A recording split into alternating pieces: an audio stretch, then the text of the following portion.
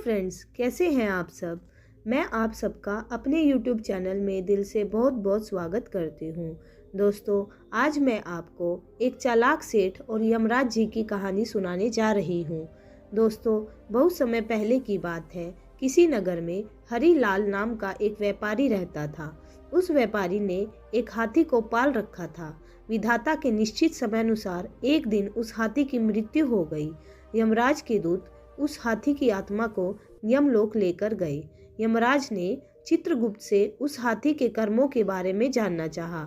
जब चित्रगुप्त ने यमराज से कहा कि प्रभु, इस हाथी ने अपने जीवन में कभी भी गलत काम नहीं किया है, इसके कर्म काफी अच्छे रहे हैं, तब यमराज खुश होकर हाथी से कहने लगे कि हम तुम पर प्रसन्न हैं, क्योंकि तुमने अपने जीवन में हमेशा सत्य कर्म ही किए हैं, इसलिए मैं तुम्हें वापस पृथ्वी लोक पर भेजना चाहता हूँ।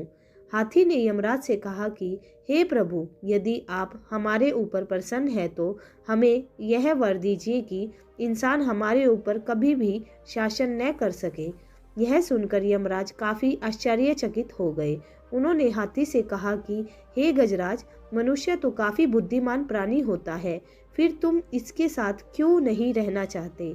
तब हाथी ने यमराज से कहा कि हे प्रभु, मैं ये नहीं चाहता कि कोई मनुष्य हम पर शासन करे, क्योंकि मनुष्य के साथ रहना हमारे लिए काफ़ी कठिन है। ऐसा मैं इसलिए कह रहा हूँ क्योंकि ये लोग काफ़ी होशियार होते हैं। यमराज ने हाथी से कहा कि ठीक है, यदि तुम्हारी बात सही निकली तो तुम जैसा कहोगे हम वैसा ही करेंगे, और यदि तुम्हारी बात झूठी निकली तो जैसा हम कहेंगे तुम्हें वैसा ही करना होगा। हाथी ने कहा कि मुझे मंजूर है। तब यमराज ने यमदूतों से कहा कि जाओ और इसके मालिक को यमलोक लेकर आओ। 4 दूत उस हाथी के मालिक को लेने के लिए पृथ्वी लोक पर गए।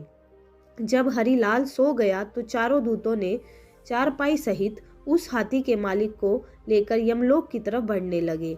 हरिलाल की बीच में ही नींद खुल गई। उसने देखा कि मैं तो आकाश में हूँ, और नीचे देखा तो जमीन ही गायब थी। तब हरिलाल ने यमदूतों से पूछा कि हमें कहाँ लेकर जा रहे हो। तब यमदूतों ने कहा कि हम आपको यमलोक यमराज के पास लेकर जा रहे हैं। तब हरिलाल ने कहा कि यमलोक तो लोग मृत्यु के बाद जाते हैं, मैं तो जिंदा हूँ। तब यमदूतों ने कहा कि आज यमलोक में जिंदा इंसान की जरूरत है, इसलिए हम तुम्हें यमलोक लेकर चल रहे हैं। हरिलाल काफी होशियार था। उसने काफ़ी देर तक सोचा कि उसके दिमाग में अचानक एक आइडिया आया। उसके चारपाई पर ही बगल में कागज और कलम थी। उसने कागज कलम उठाया और एक सादे कागज पर उसने लिखा कि यमराज, इस मनुष्य को अपना सिंहासन सौंप देना, यह मेरा आदेश है। और उसने भगवान विष्णु का हस्ताक्षर भी कर दिया। यमदूत हरिलाल को लेकर यमलोक पहुँचे। वहाँ यमराज हरिलाल को देखकर काफी खुश हुए। हरिलाल ने यमराज को वह कागज थमा दिया, जिसे पढ़कर यमराज अपने सिंहासन से उठ खड़े हुए और हरिलाल को यमलोक का राजा बना दिया। हरिलाल का हाथी उसकी होशियारी देखकर काफी आश्चर्यचकित हुआ। अब यमलोक पर हरिलाल का शासन हो गया। हरिलाल ने चित्रगुप्त को आदेश दिया कि जो भी लोग नर्कलोक में हैं उन्हें स्वर्गलोक में भेजा जाए और नर्कलोक का द्वार हमेशा के लिए बंद कर दिया जाए। अब जो भी लोग मरने लगे वो सभी स्वर्गलोक में जाने लगे।